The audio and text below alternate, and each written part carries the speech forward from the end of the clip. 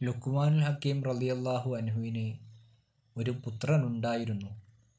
ബുദ്ധിമാനും സൽഗുണ സമ്പന്നനുമായ ആ മകന് മഹാനവറുകൾ ഒരുപാട് നിർദ്ദേശങ്ങളും ഉപദേശങ്ങളും നൽകി.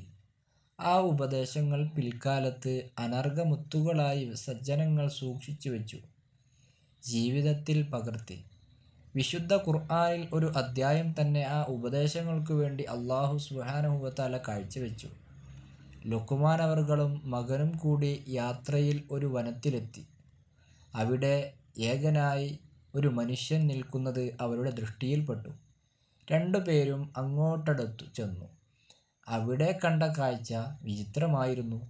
കുറെ വെള്ളി നാണയങ്ങൾ കൂമ്പാരമായി കിടക്കുന്നു. അതിനു കാവൽ നിൽക്കുകയാണ് ആ മനുഷ്യൻ.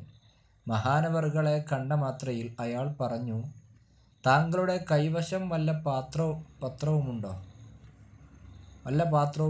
എങ്കിൽ താങ്കൾക്ക് ഈ വെള്ളി നാണയത്തിൽ നിന്നൊരു പങ്ക് തരാം. ലുഖ്മാൻ അവറുകൾ ചോദിച്ചു, ഈ നാണയങ്ങൾ നിങ്ങളുടേതാണോ? അതെ. നിങ്ങൾക്ക് എങ്ങനെ ഈ കാട്ടിൽ നാണയങ്ങളുണ്ടായി? സത്യം പറയാമല്ലോ. ഞാൻ വിറകു ശേഖരിക്കാൻ വന്നതാണ്. ആ സമയത്ത് കണ്ടെത്തിയതാണ്. ഞാൻ കണ്ടെത്തിയത് കൊണ്ട് ഞാൻ തന്നെയാണ് ഇതിന് അവകാശി. മഹാനവറുകൾ പുഞ്ചിരിച്ചു. അയാൾ വീണ്ടും പറഞ്ഞു, ഈ നാണയങ്ങൾ ഇവിടെ നിന്നും കടത്താൻ എന്നെ സഹായിച്ചാൽ ഞാൻ താങ്കൾക്ക് അർഹമായ പങ്ക് തരാം.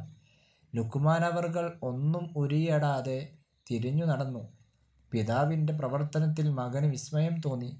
ആരെങ്കിലും ഇത്രയധികം നാണയങ്ങൾ വെറുതെ കിട്ടുമെന്ന് കണ്ടാൽ ഉപേക്ഷിക്കുമോ? അതായിരുന്നു മകൻ്റെ സംശയം. അത് പിതാവിനോട് നേരിട്ട് തന്നെ ചോദിച്ചു. അപ്പോൾ മഹാനവറുകൾ പറഞ്ഞു, മകനെ, നീ ഒരുപാട് മനസ്സിലാക്കാനുണ്ട്.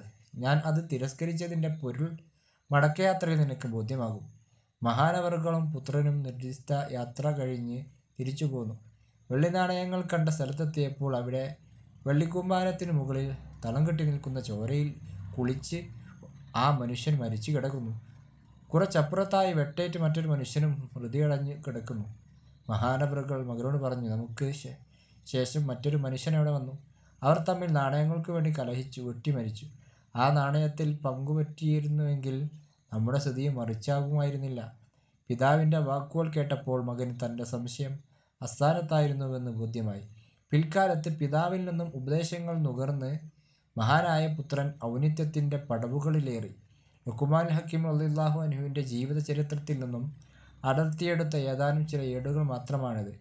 തൽക്കാലം ഈ ചരിത്രം ഇവിടെ സമാപിക്കുന്നു.